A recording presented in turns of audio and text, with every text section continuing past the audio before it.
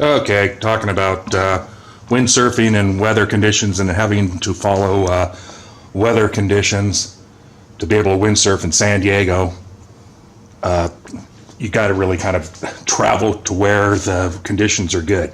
But here's a lot of my old equipment. What do I have there? Oh, an old high-tech. That was a pretty light wind board, I guess. Not real light wind. Mistral, that's a Mistral Screamer. It's like 105 liters. It's kind of a wave board. Top of that, I think that was the Stinger, Mistral Stinger, which was Robbie Nash. He was one of the pioneers of windsurfing. That was kind of when I started, was back in the early 80s. Used to surf and thought I'd take up windsurfing. Just, it's a little more versatile. You can do it on lakes. You can do it on, do it out in the bays and the harbors, and do it in the ocean, and just more versatile than just surfing. Although surfing's great. What else have I got over here? Sea Trend. That was a bigger. That's made up in the gorge. Columbia River, the gorge. Hot windsurfing spot up there. Been up there windsurfing. It's fun. But anyways, here in San Diego, the thing with San Diego is the conditions. It's not like you're in the gorge where summertime conditions are, the wind comes up the gorge, through the gorge there. It's from the inland valleys. It draws in the cooler air, which we get those effects here. There's several lakes around here that do that. Lake Hodges used to windsurf there. Summertime, that was a fun little spot. Even the bays, can be fun. And the ocean can be fun. Lagoons around here can be fun. And the lakes in the wintertime with the Santa Ana conditions, cold. Used to use steamers or dry suits because it gets cold. The wind gets blowing 50, 60 miles an hour, which you're down to like a 3.0 sail. It's fun though. But anyways, again, you have to follow the weather patterns here in San Diego, and I did it for years.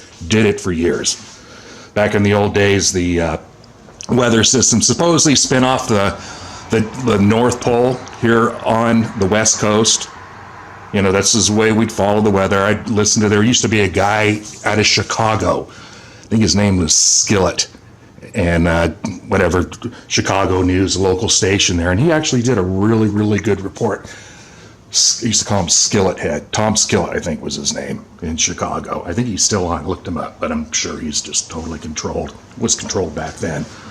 But he had some really good weather reports. But anyways, the weather now is just, storms no longer come down from the Pacific Northwest, like they told us, where they spin off the poles, the North Pole.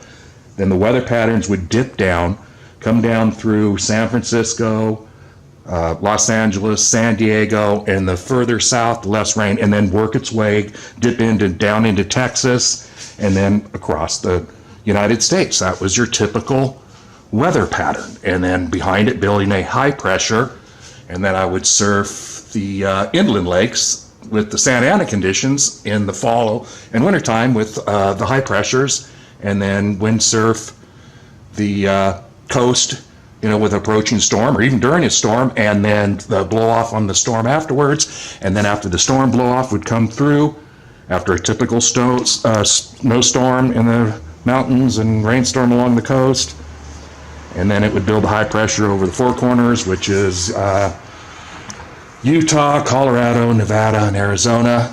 Out that area there, the high pressure would stay there, and I learned to really follow the weather patterns. Like Lake Paris. Lake Paris wouldn't blow on a Santa Ana condition until it got directly, until the high pressure moved to the southeast, not from the north, so it was blowing more directly from the east. Because if it was blowing at Lake Paris from the northeast, there was a mountain in the way, and it was too gusty. It was no fun. It was just, 40 mile an hour winds and then 10 mile an hour winds. That's no fun. You need consistent, 20 to 30s, perfect actually. 40's fun. But 20 to 30's ideal for, 5.0, 4.0 conditions. Up to, that's fun stuff. Gets a little more intense when you get into the 40 mile an hour knot range of the winds and you're on a 3.0 sail. So, but anyways, I'm babbling on here. But I know weather patterns. They're not the same as they used to be. So things just changed. Anyways, anybody want to buy a 280Z? Still runs. I was going to restore it, but my son got sick and it's going to be one of his cars. I had a Mustang, a Bullet Mustang with a supercharger on it. Got rid of that. So no more toys. So got a 280Z. Anybody want to buy it? And a bunch of windsurf equipment. Oh, even got a snowboard under there. Look at that. All kinds of junk. Yeah. Yeah, there you go.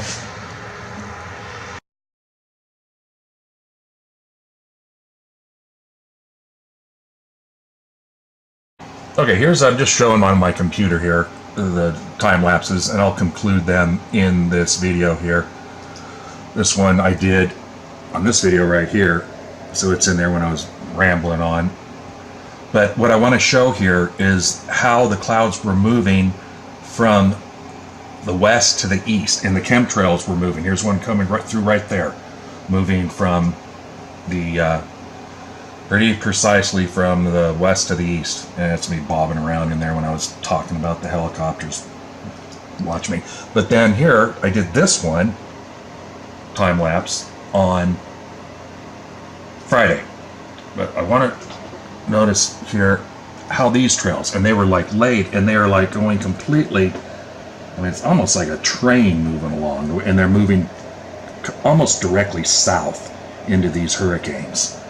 Or this would have been on Friday, the tail end of these hurricanes. I know there was about 3 of them that one Pacific Redwood was talking about. But again, I understand pressure systems. I understand how they affect, the wind and which way it blows and everything. But I have so many videos on time lapses I've done on just the different clouds. I mean, you got the natural water vapor clouds down below blowing in one direction, and then you got the metallic sprayed nanoparticulate aerosol clouds like these here spraying, blowing in the opposite direction, the ones that they have sprayed. So anyways, this is what I'm trying to show in this here. And there's my channel. Here's we got one Pacific Redwood here. He did one on Lane on the 20th. That was obviously a week ago on the 18th. He was talking about the spraying. Oh wait, hold it. The 31st. That was his recent one. And then Norman. And then he was talking about the aerosol spraying. And then he was talking about Lane. Well, during those periods of those time, that was when there were these spraying conditions with this hurricane coming up from the south. You watch his videos, he was talking about. So again, obviously the spraying, we all know what that's about, controlling the weather. It's not just about knocking down the rain. But he's right about a lot of things. I'm not sure about the satellite stuff. I don't agree with it. If you guys haven't got past the point of realizing that NASA never went to the moon, it's all a big hoax. There's no space station up there. They can't get past the so-called Van Allen belts, which is really the firmament. Earth is flat, guys. I got videos on it over on the coast where I've made them. Anyway, here's another gal here in Truth by Grace, and she's sound, but she's not a shill at all. No way. And she's a believer. She's a Christian. I don't necessarily agree with all her theology, but she's a born-again believer. But she did one on 2 of them, actually. On Lane, that was last week, and then another one on Lane. And she was talking about how the... sorry, I'm jerking around too much, holding this in my hand. Just how the buoys and what they were reporting through the satellites and through the buoys and the weather readings and the wind speed readings were not jiving. I mean, the only way to really know for sure is get in a plane or a boat and go out there and see what's happening. But, none of us can really do that, so we kind of have to take the word of, these people that are supposedly telling us the truth, like one Pacific Redwood, and he's reading the satellite images. All right, there you go. And then Truth by Grace, just trying to figure this stuff out. So anyways, I did one on talking about windsurfing and different weather conditions. It's not what it used to be. So check out the time lapses I put into this video. Like I said, this one here was back when I was in this one here. One of that jet that came through, that Omega jet that came through. That was weird too. It's weird. A lot of, if you look up in the sky, just a lot of weird aviation activity going on, to put it lightly. So anyways, I'll see if this video works out. There. Can't think of anything else I was going to say. Maybe I'll include a video of the yesterday morning I did a burn off of just a time lapse of the marine layer burning off, and it just, you can just see the difference in just the natural clouds and these aerosol clouds, like here, you know, that right, all that right there, those freight train chemical aerosol clouds that are just moving like a stream of water, moving south, directly south, where these other ones are, you know, being sprayed and moving east. So anyways, again, just how they're in total control of the weather with these aerosols, with the microwave transmissions, which is NextRad, I'm sure, and HARP probably involved. I'm sure they have these facilities, not just the Alaska one, but the main ones are the NextRad towers. We got one right here in Poway. We got another one in Yuma, another one further a little bit north, up near the other side of LA.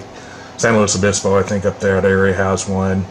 And then a little further, Air Force Base, a little further north has one. So there's about 5, 6 of them here in Southern California. NextRad towers that are used to zap the weather. But anyways, I will add the time lapses to this, and you can check it out for yourself. Thanks. There we are, home sweet home. So really, all of our weather forecast really is based on a globe model, if you think about it. You know, that we're, our weather here in San Diego, you know, it supposedly comes off the poles, used to dip down, come across, and work its way across the United States. You know, if that's not where we live, then even our weather forecasting isn't completely accurate, obviously. So anyways, paid $800 for that thing. Got suckered real good, I did. Yeah, my wife's a science teacher and a literature teacher. Go figure, huh? She's like, yeah, whatever, Dan. You want to believe the Earth's flat? Although she's catching on. She's catching on.